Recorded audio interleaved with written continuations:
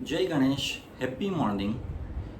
મહાભારતના યુદ્ધમાં કુરુક્ષેત્રમાં શ્રી કૃષ્ણ ભગવાને અર્જુનને ગીતા જ્ઞાન આપ્યું હતું, જેના કર્મયોગના બીજા અધ્યાય સાંખ્યયોગના 47મા શ્લોકમાં શ્રી કૃષ્ણ ભગવાને અર્જુનને કહ્યું હતું કે કર્મણ્યેવાધિકારસ્તે મા ફલેષુ કદાચન, એટલે કે દરેક વ્યક્તિનો પોતાના કર્મ ઉપર અધિકાર છે, તેના ફળ ઉપર નહીં.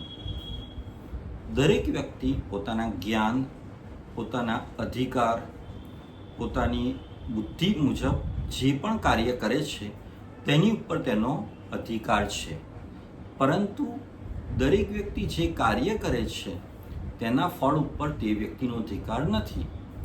અર્થાત દરેક વ્યક્તિ કયું કાર્ય કરવું અને કયું નહીં તેની ચોઈસ, તેનું સિલેક્શન, તેનું ઓપ્શન તે જે તે વ્યક્તિ ઉપર છે.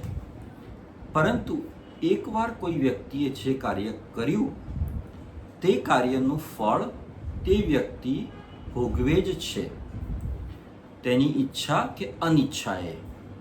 એટલે કે સારું કાર્ય કર્યું તો તેનું સારું ફળ મળશે, અને કોઈ ખરાબ કાર્ય કર્યું તો તેનું ખરાબ ફળ મળશે.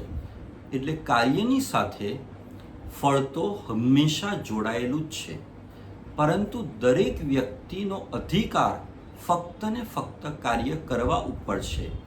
તેનું ફળ ભોગવવું કે ન ભોગવવું તેની ઉપર તે વ્યક્તિનો અધિકાર નથી.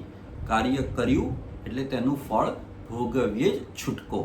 દરેક કાર્ય તેની સાથે પોતાનું ફળ લઈને જ આવે છે. આ જે શ્લોક છે તેનો અર્થ આ થાય છે. શ્રી કૃષ્ણ ભગવાને અર્જુનને જે ગીતા જ્ઞાન આપ્યું હતું તે મુજબ. હવે આની વિગતમાં આપણે જઈએ તો કોઈ પણ કાર્ય, કોઈ પણ કર્મ છે તેને 3 ભાગમાં વહેંચવામાં આવે છે: ક્રિયમાણ કર્મ, સંચિત કર્મ અને પ્રારબ્ધ કર્મ. ક્રિયમાણ કર્મ એટલે કે કોઈ પણ વ્યક્તિ સવારે ઉઠીને રાત્રે સૂતા સુધી, દરેક મહિનાની 1લી તારીખથી છેલ્લી તારીખ સુધી, વર્ષના 365 દિવસ જીવન પર્યંત જે કોઈ પણ કાર્ય કરે છે તેને ક્રિયમાણ કર્મ કહેવામાં આવે છે. અને ક્રિયમાણ કર્મ તેનું ફળ તરત જ આપે છે. જેમ કે વ્યક્તિને તરસ લાગી, તેણે પાણી પીધું તો તેની તરસ છીપી ગઈ, એટલે કે પાણી પીવાનું કાર્ય કર્યું અને ફળ મળ્યું તરસ છીપવાનું. ભૂખ લાગી, ભોજન ગ્રહણ કર્યું અને તેની ભૂખ દૂર થઈ, ભોજન ગ્રહણ કરવાનું કાર્ય અને તેનું ફળ મળ્યું. વ્યક્તિ પોતાનો વ્યવસાય, નોકરી, ધંધો કરે અને તેના બદલામાં તેને જે મહેનતાણું મળે, જે નફો મળે, જે પગાર મળે તે ક્રિયમાણ કર્મ થયું કહેવાય. તો ક્રિયમાણ કર્મનું ફળ તરત જ વ્યક્તિને મળી જાય છે. સંચિત કર્મ એટલે કે અમુક કર્મ એવા હોય છે કે જેનું તુરંત ફળ નથી મળતું, પણ તે કર્મ આપણું સંચિત રહે છે અને કાળક્રમે જ્યારે તે સંચિત ફળનો યોગ્ય સમય આવે ત્યારે તેનું ફળ મળે છે. જેમ કે બીજ વાવવાથી અનાજ પકવવામાં, અનાજ ઉગવામાં 3 થી 4 મહિના થાય છે. એવું કહેવામાં આવે છે કે એક પેઢી આંબો વાવે અને બીજી પેઢી તે આંબાના ઝાડમાંથી કેરી ખાય. તો આ બધા થયા સંચિત કર્મો. એટલે કે સંચિત કર્મોનું ફળ તુરંત મળતું નથી. એક્ઝામ્પલ, મહાભારતના યુદ્ધનો અંત આવ્યો પછી ધૃતરાષ્ટ્રે શ્રી કૃષ્ણ ભગવાનને પૂછ્યું કે હે કેશવ, મારા આ જન્મમાં મેં કોઈ એવા કર્મો નથી કર્યા કે જેથી કરીને મારે મારા 100 પુત્રોનું મૃત્યુ જોવું પડે. એટલે કે મેં એવા કોઈ જ ખરાબ કર્મો નથી કર્યા, તે છતાં પણ મારા નસીબમાં કેમ મારા 100 પુત્રોનું મૃત્યુ જોવાનું આવ્યું? ત્યારે શ્રી કૃષ્ણ ભગવાન ધૃતરાષ્ટ્રને કહે છે કે 50 જન્મો પહેલાં, ધ્યાનથી સાંભળજો, 50 જન્મો પહેલાં ધૃતરાષ્ટ્ર એક પારધી હતા, શિકારી હતા, અને તેઓ જંગલમાં શિકાર કરવા ગયા અને એક ઝાડ ઉપર બહુ જ અસંખ્ય પક્ષીઓ બેઠા હતા અને ધૃતરાષ્ટ્રે એ પક્ષીઓ ઉપર આગથી સળગતી જાળ ફેંકી. આનાથી અમુક પક્ષીઓ તે ઝાડ પરથી ઉડી ગયા, પરંતુ આગની ગરમીથી તેઓ અંધ થઈ ગયા અને આ જે સળગતી જાળ હતી એમાં 100 પક્ષીઓ ફસાઈ ગયા અને તેઓનું મૃત્યુ થયું.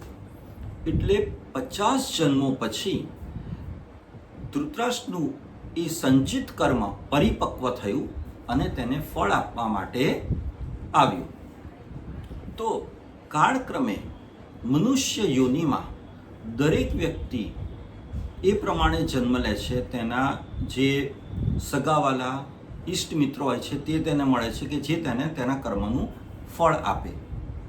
બીજી એક અગત્યની વાત કે આપણે આપણા બેંકના ખાતામાં પૈસા ભરીએ છીએ, ફિક્સ ડિપોઝિટમાં કે સેવિંગ્સ અકાઉન્ટમાં.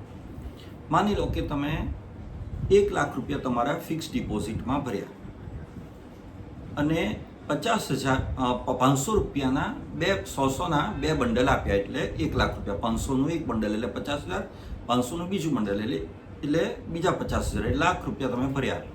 હવે આપ જાણો છો કે કરન્સી નોટ ઉપર એનું સિરિયલ નંબર હોય, આરબીઆઈની ગવર્નરની સિગ્નેચર હોય. તો જ્યારે આપણી ફિક્સ ડિપોઝિટ મેચ્યોર થશે, પાકશે, ત્યારે બેંક આપણને 1 લાખ રૂપિયા વત્તા તેનું વ્યાજ આપશે જ. પરંતુ જરૂરી નથી કે આપણે જે 500 રૂપિયાની કરન્સી નોટો ભરી હતી જે સિરિયલ નંબરવાળી, તે જ કરન્સી નોટ આપણને બેંક પાછી આપે. તે શક્ય પણ નથી, તે આપ સારી રીતે જાણો છો.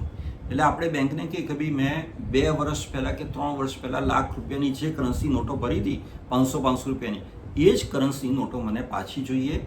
તે શક્ય નથી અને જરૂરી પણ નથી. હા, 1 લાખ રૂપિયાનું મૂલ્ય તમે જે ભર્યું હતું, 1 લાખ રૂપિયાની રકમ, તે તમને વ્યાજ સહિત પાછી ચોક્કસ મળશે, પણ સેમ કરન્સી નોટ તમને પાછી નહીં જ મળે.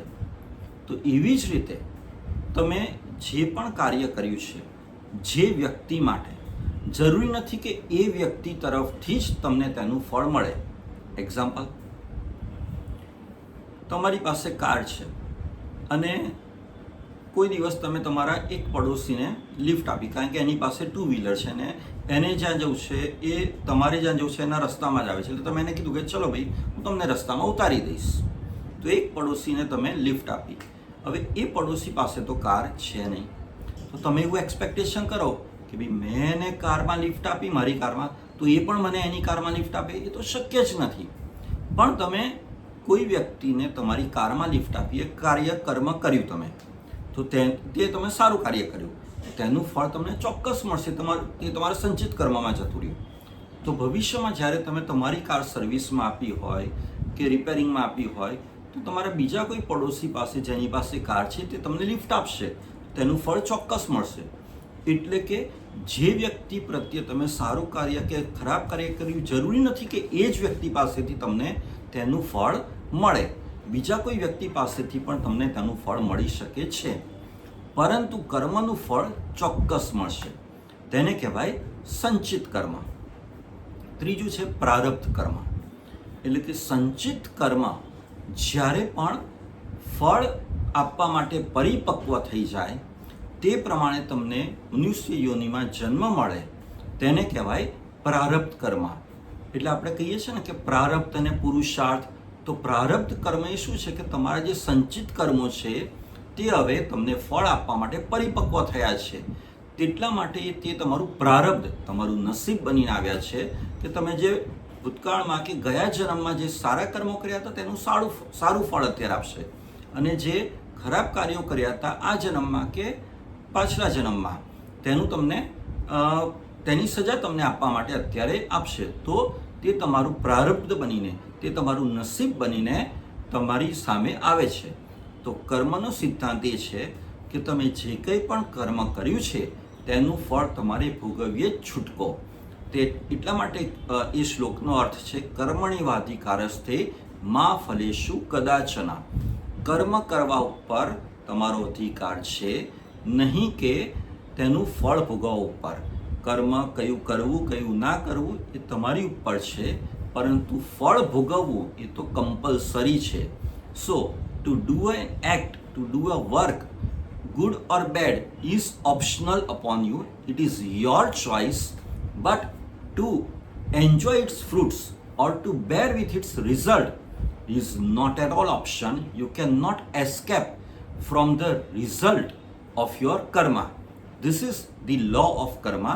આને કહેવાય કર્મનો સિદ્ધાંત. ખુશ રહો, મસ્ત રહો, સ્વસ્થ રહો. Thank you.